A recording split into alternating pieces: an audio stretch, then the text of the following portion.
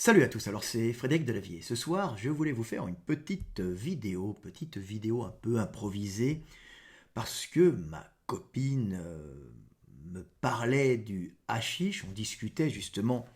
sur les drogues en France, et elle me dit «Oh, ce qu'il faudrait, ça serait légaliser le hashish». Alors moi, je suis ni pour ni contre la légalisation du hashish, hein. Moi, je ne fais que analyser le monde et exposer les faits, hein. Mais le problème de la légalisation du hashish, c'est que ça peut être très problématique. Alors, en France, hein, particulièrement, essentiellement en France. Alors, pas parce que le hashish, c'est mauvais, bon, bah, c'est une drogue, on sait très bien que les drogues ont des effets extrêmement pernicieux et des effets qui peuvent être catastrophiques sur les individus, mais les drogues font partie des sociétés, hein, et permettent à ces sociétés des fois de régulariser, d'arranger un peu les tensions internes en calmant certains individus ou en les libérant au niveau du comportement dans des situations où ils ne pourraient pas se libérer. Alors on voit que l'alcool, qui est une drogue, hein, au même titre que le hashish, c'est pas plus mauvais ni moins mauvais, hein, c'est une drogue avec ses avantages pour la société et ses inconvénients pour les individus. Alors l'alcool qui est une drogue, hein, est une société qui est typique des peuples du Nord parce que c'est une drogue en partie désinhibante, euphorisante, qui permet à des peuples avec des génétiques d'être hiérarchisés, hein, c'est-à-dire que l'adaptation au nord, un climat où il y a alternance d'une saison de pléthore qui est l'été, hein, où la nature est vivante et t'offre à manger, et qui est suivi de la mort de la nature, oblige les hommes à s'organiser et se hiérarchiser d'une façon extrêmement précise, ordonnée, pour pouvoir à ce moment-là affronter cet hiver. Donc les hommes deviennent des hommes hiérarchisés, inhibés, obéissants aux ordres, hein, dans une société hiérarchisée, pour construire, pour bâtir des structures permettant, sociales et techniques aussi, et architecturales, et des mécanismes et des machines pour pouvoir affronter l'hiver en stockant de l'énergie et en construisant des abris efficaces tout en organisant la gestion énergétique pour éviter le manque en hiver. Donc des sociétés extrêmement hiérarchisées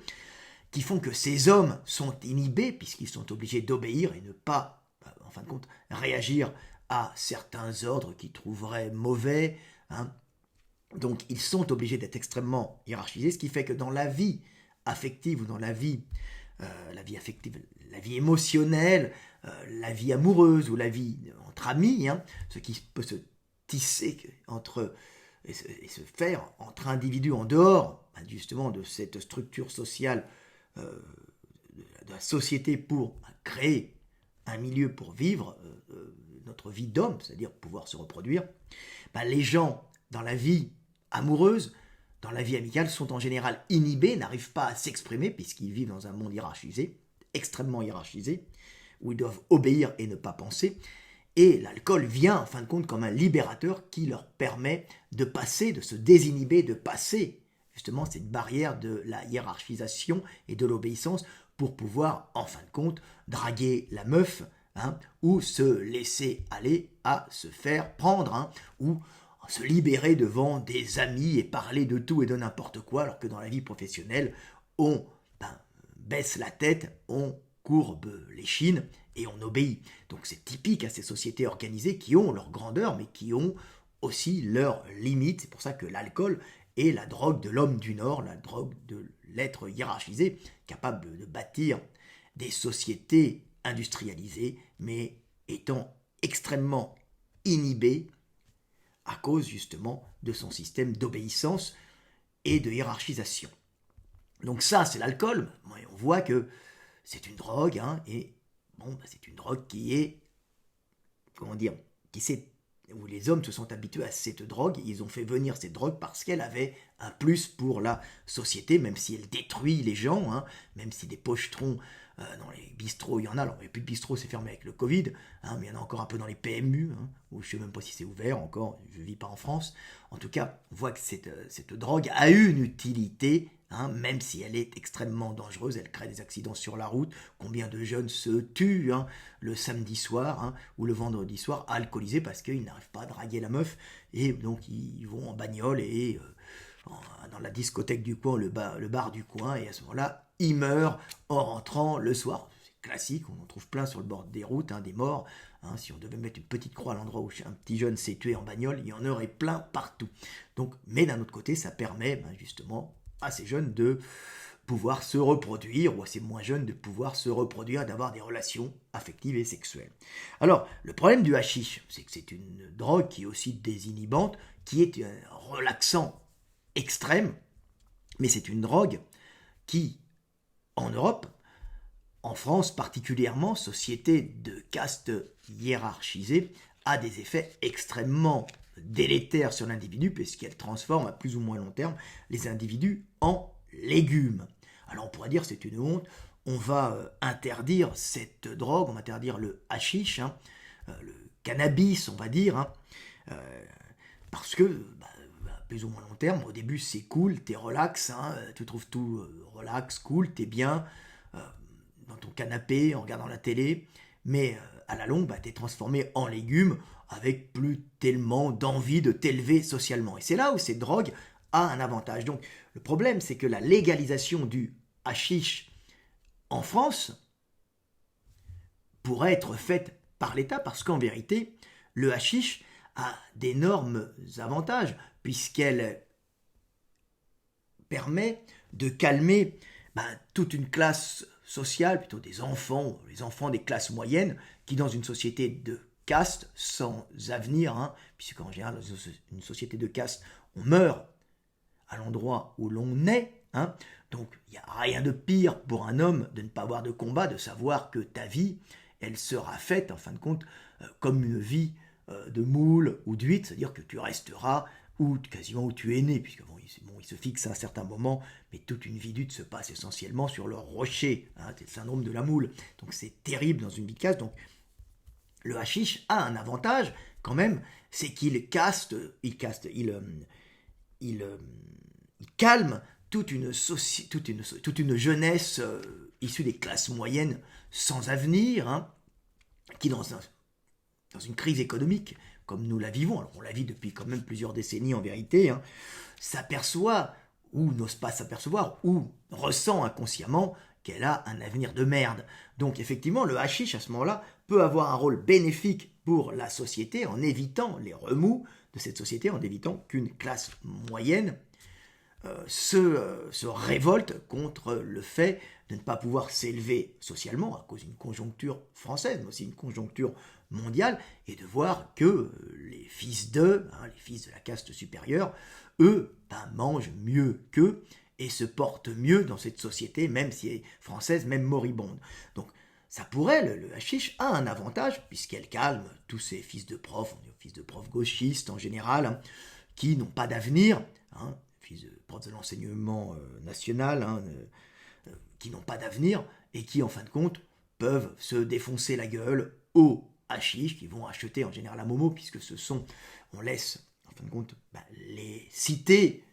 ou les jeunes les jeunes français, hein, issus de l'émigration, parce qu'ils ont encore des contacts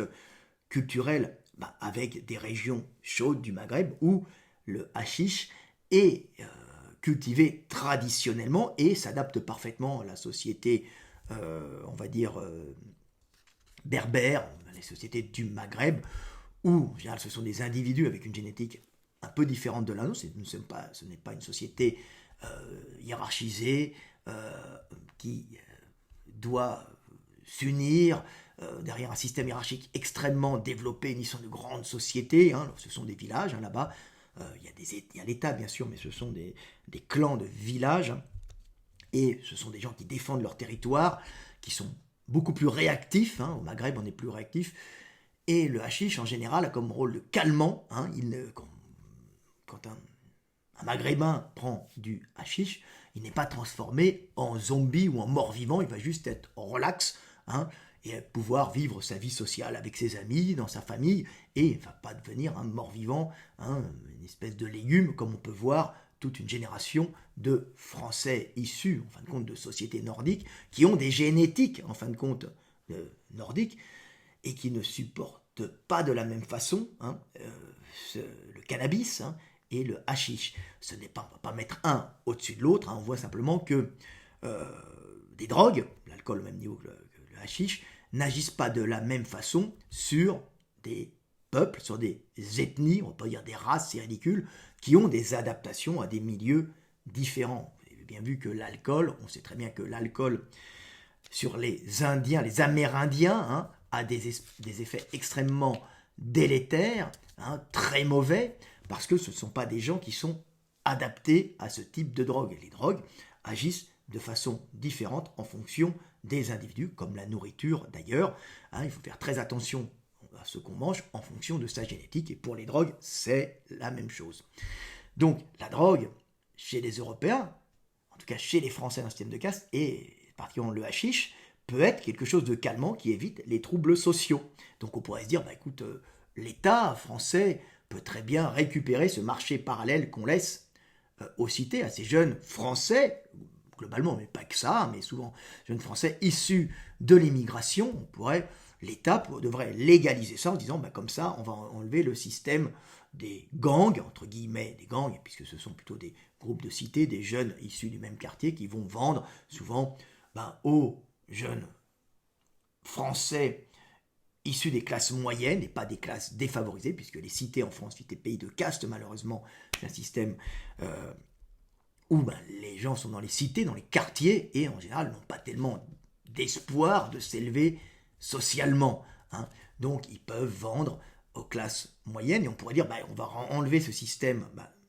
de vente de hashish qui crée des gangs et qui crée des guerres aussi entre cités, entre quartiers. On voit à Marseille, pour que l'État vende ce hashish et légaliser cette vente comme on légaliserait, en fin de compte, comme on a légalisé l'alcool. Hein. Donc c'est une drogue qui continuerait à être vendue aux enfants des classes moyennes, hein, pour qu'ils ne fassent pas, en fin de compte, de révolution, de remous dans cette société sans espoir. Le problème, c'est que nous ne sommes pas en Hollande, par exemple, où le hashish est légalisé, hein, mais où il n'y a pas ce système de caste, de la même façon en Espagne, hein, où c'est légalisé, mais où il n'y a pas ce système de caste empêchant les gens de monter socialement. Même si la montée sociale n'est jamais très facile, que l'on soit en Hollande ou en Espagne, par exemple, la montée sociale est tout de même plus réalisable. La France, d'après les statistiques c'est très intéressant, c'est le pays d'Europe, hein, c'est où la possibilité de s'élever socialement est la plus basse, ce qui génère bien sûr un pays de dépressif, puisque l'homme est fait pour pouvoir combattre et s'élever, ou combattre et perdre, mais c'est dans le combat qu'il se réalise, et c'est dans le combat qu'il évite de sombrer dans la dépression, hein, puisqu'il oublie dans le combat sa situation. Le combat est fait d'espoir aussi. Enlève le combat à l'homme, tu en fais un légume. Donc la France pourrait bien, l'État français pourrait bien légaliser le hashish, sauf que ça va poser un énorme problème dans un système de caste, hein, où l'impossibilité de monter socialement est là. Hein. Il y a possibilité, certains diront, moi j'ai réussi, on ne te parle pas de toi, on parle d'un système global. Et bien sûr, si tu enlèves ce moyen de pouvoir vivre un peu au-dessus de tes moyens donnés par ce système de caste aux jeunes, par exemple des banlieues, tu risques de faire exploser ces banlieues et de générer une délinquance, puis c'est une question de recherche énergétique, puisqu'on sait très bien que, par exemple, les banlieues, on voit qu'il y a des gens qui sont talentueux dans les banlieues, il y a des gens qui sont excellents, mais le système français n'est pas là pour permettre aux gens de s'élever réellement socialement. C'est pour ça, par exemple, on voit d'une façon absolument ridicule l'ENA qui dit qu'ils vont prendre un pourcentage de gens issus des quartiers, hein, comme si on prenait quelqu'un parce qu'il est issu des quartiers. C'est une honte. En vérité, l'enseignement qui est donné dans les quartiers, l'enseignement d'État, devrait permettre aux jeunes de s'élever socialement. Malheureusement, l'éducation nationale, et on voit le lycée Henri IV à Paris, par exemple, sont en vérité des enseignements faits pour les castes. On met les mauvais profs dans un coin et les bons, ils vont enseigner dans les quartiers dits bourgeois aux fils, aux fils de profs, aux fils, aux fils des castes supérieures qui se retrouvent en fin de compte dans la bourgeoisie, l'aristocratie parisienne, où vient essayer de s'agglutiner aussi à Paris la bourgeoisie de province. C'est un système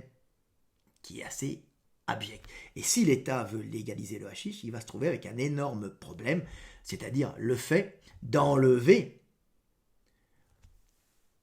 aux jeunes pauvres des banlieues un moyen de subsistance et leur laisser uniquement les aides sociales ou les RSA, ce qui va faire que ces jeunes ne vont pas pouvoir vivre comme ils vivaient, c'est-à-dire avoir un peu d'espoir, d'avoir une vie un peu meilleure. La vie un peu meilleure, quand tu es en banlieue, c'est pas t'acheter un appartement, parce que le prix de l'immobilier en France, la France est un pays où l'accession à la propriété est quasiment impossible. Soit tu payes un loyer toute ta vie, donc tu n'es jamais propriétaire, soit tu fais un crédit sur 30 ans quand tu n'as pas hérité de ta famille, d'un demi-appartement ou d'un appartement, donc tu fais un crédit sur 30 ans, donc tu mourras sans jamais avoir remboursé ton appartement, et en général, dans les agglomérations, les appartements sont les grandes villes où il y a du travail, les appartements sont tellement chers que tu ne peux avoir que de petites surfaces qui t'interdisent de te reproduire. Tu préfères rester à deux dans un petit appartement. Si tu as un enfant, tu l'as vers 35 ans ou après. C'est un système qui stérilise notre société. C'est le problème. Donc si tu enlèves le hashish à ces jeunes, issus de l'immigration la plupart du temps, mais pas que, tu te retrouves avec des bombes dans les quartiers, dans les cités, puisque tu leur enlèves la possibilité de s'acheter à plusieurs, ou même tout seul, une petite ou une jolie BM d'occasion en Allemagne, de s'acheter des fringues un peu mieux et de se payer des restaurants une fois de temps en temps, avant Covid, un voyage en Thaïlande. Donc, tu vas créer, en fin de compte, des bombes humaines, tu vas créer des gens extrêmement violents qui vont essayer, en voyant leur baisse énergétique, de récupérer cette énergie qu'ils n'ont plus en sombrant dans un banditisme ou une délinquance qui ne sera pas une délinquance de revente de drogue, qui n'est pas la délinquance la plus gênante pour les gens de la rue, mais une délinquance de braquage, de vol, qui risque à ce moment-là de faire sombrer la France dans un état terrible de violence, mais de violence urbaine et d'insécurité générale. Donc c'est le problème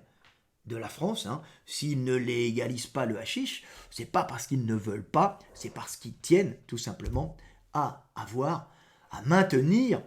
cet état de calme social, même si cet état de calme social est basé sur un trafic en partie de drogue qui vient souvent du Maghreb, du Maroc, on parle du hashish, et qui permet de calmer toute une partie de la jeunesse française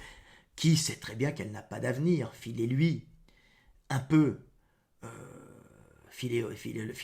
de hashish, ça va le calmer, il sera dans son canapé, cool, en train de regarder Netflix, c'est-à-dire en train de regarder la vie des autres, une vie d'aventure et de combat qu'il n'a pas, où il fera des jeux vidéo, il sera un guerrier, il vivra une vie d'action qu'il n'a pas et qu'il n'aura jamais, et grâce au hashish, tu le calmes avec, en plus, Netflix, les jeux vidéo, et puis quand il en a marre de sa nana, qui est aussi une dépressive, il ira sur YouPorn. Donc une vie terrible de pauvres gens sans avenir, mais qu'on calme et qui vont calmer de la sorte, ne risquent pas d'être pour l'État et d'être pour la caste dirigeante qui tient à se maintenir en haut de la pyramide et qui tient aussi à éviter quand même des remous, qui vit avec ce système hashish et qui permet cette jeunesse des quartiers de vivre un peu mieux que s'il y avait uniquement des aides sociales, hein, et des aides sociales, la main tendue, quoi, qu'ils arrivent à en vivre un peu mieux, même des fois même sans passer, hein, et puis ça calme toute cette classe moyenne sans avenir. Donc c'est un système assez pernicieux qu'il y a en France. Hein. Le problème, c'est pas la légalisation, c'est ce qu'entraînerait la légalisation, puisque toutes les drogues sont mauvaises, si elles se maintiennent bien sûr dans les sociétés, c'est elles apportent un plus aux sociétés, puisque toute chose qui se conserve plusieurs générations a son utilité, la nature éliminant sans pitié, sans état d'âme, ce qui est négatif pour le groupe. Donc actuellement, le système est à peu près stable, hein, c'est-à-dire qu'on ferme un peu les yeux sur les trafics, hein, ce serait facile d'arrêter les trafics, hein, mais ça risque d'augmenter la délinquance, et le fait d'enlever cette drogue qui calme une certaine jeunesse permet à l'État français de se maintenir, malgré la morosité générale, relativement, on va dire, stable et sans remous et sans délinquance et sans envie de révolution. Voilà, c'était Fred Delavier, petite vidéo sur la drogue. La drogue, c'est mauvais, hein, bien sûr, hein, c'est pas bon, si tu peux t'en passer, c'est mieux, hein, la drogue c'est caca, mais si l'État n'agit pas réellement, c'est que derrière, c'est très dur d'arrêter cette drogue au risque de voir la société sombrer dans de la violence, soit révolutionnaire, hein, si tu enlèves le hashish directement, et si l'État en vend, bon, il n'y aura pas cette violence, mais il y aura délinquance à fond la caisse. Voilà, c'était Fred Delavier, petite vidéo sur la légalisation du hashish, ou du cannabis. Hein. Salut à tous, je vous aime, et paix sur terre.